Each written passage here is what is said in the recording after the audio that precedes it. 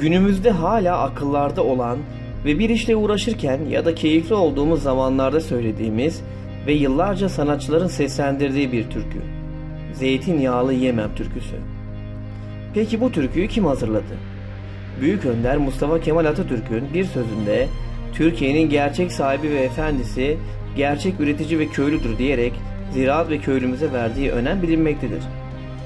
Bununla beraber zeytinciliğin gelişmesi için destekler sunmuş, pamuğun gelişmesi için 1937 yılında ilk basma fabrikasını açtırmıştır.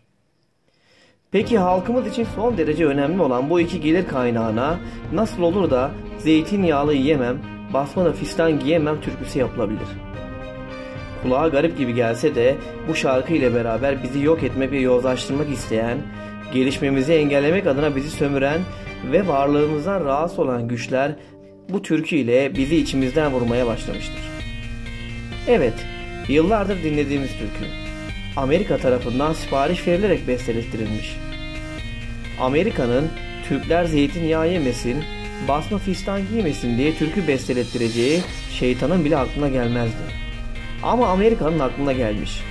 Art niyetle bestelettirilen türkü, anonimmiş gibi repertuar kurulundan geçerek ülkemizin en ünlü türküleri arasında yerini almış, yıllardır da çalınıp söyleniyor.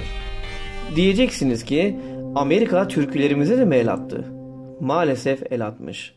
Bursa yöresine ait 2 Kasım 1954 tarihinde İhsan Kaplayan'ın yazmış olduğu bu türküyü Muzaffer Sarı Sözen derlemiştir. Türk Halk Müziği repertuar sıra No 1133'tür.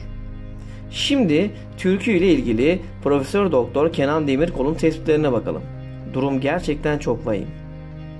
Marshall Planı 2. Dünya Savaşı sonrasında 1947 yılında önerilen ve 1948-1951 yılları arasında yürürlüğe konan Amerika kaynaklı bir ekonomik yardım pakettir. Aralarında Türkiye'nin de bulunduğu 16 ülke bu plan uyarınca Amerika'dan ekonomik kalkınma yardımı almıştır. Amerika geçmişten beri dünyanın en büyük mısır üretici ülkesidir. Amerika birikmiş olan mısır dağlarını eritmenin bir yolu olarak mısır özü yağı ihracatını keşfetmiştir. Marshall yardımının koşullarından biri Türkiye'nin Amerika'dan mısır özü yağı almasıdır. Buna koşul olarak Türkiye'de ilk margarin fabrikası kurulur. Yine aynı dönemde yüz binlerce zeytin ağacı sökülerek bir katliam yapılır.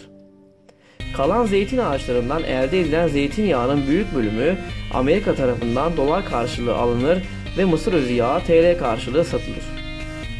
Türk insanı zeytinyağından soğutulur ve mısır özü yağı ile margarine alıştırılır. Bu amaçla zeytinyağı ısınırsa kanser yapar gibi yalanlar uydurmaktan da geri kalınmaz. Halbuki zeytinyağı halk ağzındaki deyişiyle dumanlaşma derecesi en yüksek, en zor yanan sıvı yağlardan biridir. Bununla da kalınmaz. Kötülemek için tıpkı bugün yapılan halkla ilişkiler endüstrisi çalışmaları gibi zeytinyağlı yiyemem aman, basma da fistan giyemem aman diye türkü sipariş edilir ve ülkenin en popüler türküsü yapılır. Katı yağ, margarine mahkum edilen halk 20-30 yıl içinde bir kaşık yağ bile muhtaç hale getirilir. Basma giyen kadınlar da plastik giysilerle tanıştırılır diyerek türkünün nasıl ortaya çıktığını, Amerika'nın şahsi menfaatleri için türkü bestelettiği gerçeğini Profesör Doktor Kenan Demirkol ortaya koymaktadır. Bugün ise gelinen noktada Amerika'nın ülkemizdeki emperyalist amaçlarını gerçekleştirmesi için türkü sipariş etmesine gerek var mıdır? Yazıyı okuduktan sonra yüzlerinizdeki hayret ifadesini görür, olamaz dediğinizi duyar gibiyim. Amerika şahsi menfaati için binlerce kilometre öteden gelecek, türkü bestelettirecek, benim insanımın duygularını sömürecek. Hem de Bursa'da, Gemlik'te. Zeytinin en çok yetiştiği yerde ünlenen türkü, dalga dalga Anadolu'ya yayılacak ve en ünlü türküler arasında yerini alacak. Sonra yöre insanı Türkiye bir de hikaye yazacak. Türkünün hikayesi ise şu şekildedir. Zeytinyağlı yemem, diğer adıyla gelin nazlanması olarak da bilinen bu halk türküsü, isminden de anlaşılacağı üzere bir gelinin nazlanmasını anlatır. Hangi köy ya da beldede geçtiği ve şahıslar bilinememekle birlikte Bursa yöresine ait olduğu bilinen türkü, zengin iyi yerlerde yetişmiş, okumuş bir genç kızın dağ yöresinde bir köye gelin olarak verilmesiyle başlar.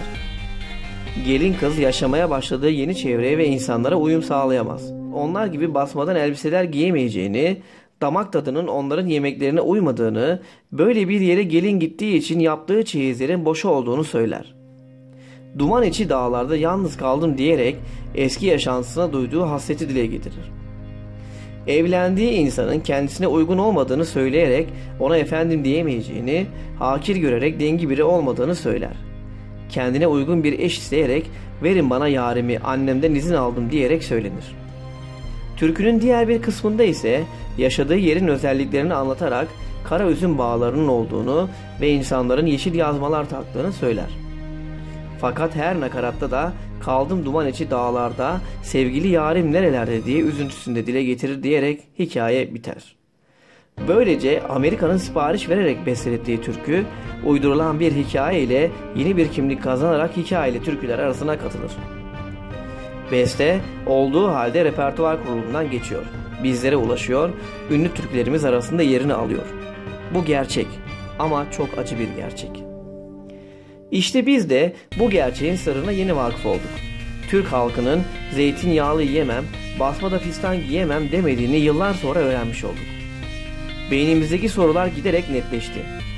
Bu işin içindeki Ali Cengiz oyunu bulabilmek adına internet ortamında yaptığımız araştırmalarda türküyle ilgili tespitlerin doğru olduğunu, konuya vakıf olan kişilerin kadim dostumuz Amerika'yı bu meseleden ötürü kınadıklarını gördük. Konuyla ilgili yazılar gerçekten ibretlik. Gücün nelere kadir olduğu bir kez daha ortaya çıktı. Sonra türkünün TRT sanatçılarının dışında kimler tarafından okunduğunu araştırdığımızda Candan Erçetin, Zara, Tülin Karataş, Deniz Toprak, Kubat, Vildan Turan, Dilek Karadağ gibi sanatçıların karşımıza çıktığını gördük. Bunları araştırırken türkünün Yunan sanatçılar tarafından da okunduğunu belirtelim.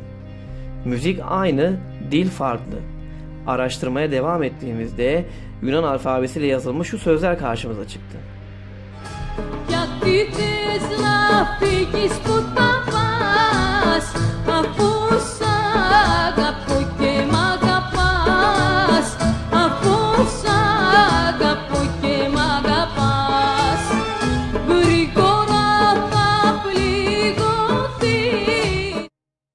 Yunan alfabesini Google vasıtasıyla Türkçe'ye tercüme ettirdiğimizde sözler hiç zeytinden ve zeytinyağından bahsetmiyor.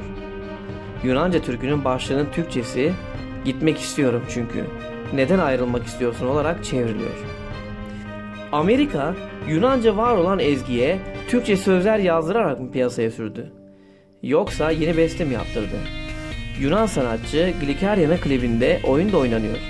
Klip, Yunan oyun müziğinin Amerika tarafından Anadolu'ya transfer edildiğini doğrular mahiyette. Ayrıca Yunanca verdiğimiz türkünün sözlerinde zeytinyağlı yemem, basmada fistan giyemem dizelerinin olmayışı tezimizi daha da güçlendiriyor. Müzik Amerika tarafından Anadolu'ya intikal ettiriliyor. Var olan müzik zeytinyağlı yemem, basmada fistan giyemem sözleriyle piyasaya sürülüyor. Marshall Planı marifetiyle bestelettirilen türkü Bursa'nın en ünlü türküleri arasında yerini alıyor. Sonra konu gazetelere intikal ediyor. Can Aksın 22 Ocak 2013 tarihli Sabah gazetesinde konuyla ilgili "Ah Marshall Planı ah" diyerek duygularını dile getiriyor. Şimdi siz 60 yıl hatta daha öncesinin Marshall Planı da nereden çıktı demeyiniz. O Marshall Planı yok mu? O neler yaptı neler. Hala da onun yaptıklarını çekiyoruz.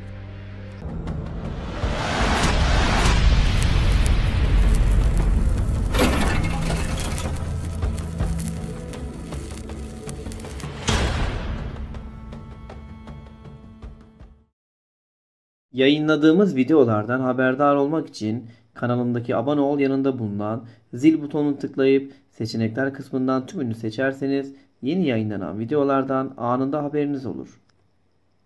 Videomu beğendiyseniz beğen tuşuna basıp yorum yapmayı ve kanalıma abone olmayı unutmayınız. Keyifli seyirler diliyorum.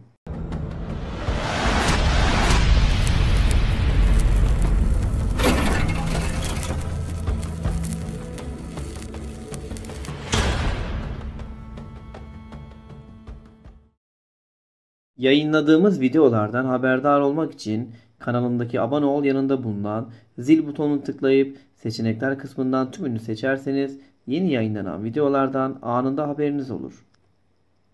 Videomu beğendiyseniz beğen tuşuna basıp yorum yapmayı ve kanalıma abone olmayı unutmayınız. Keyifli seyirler diliyorum.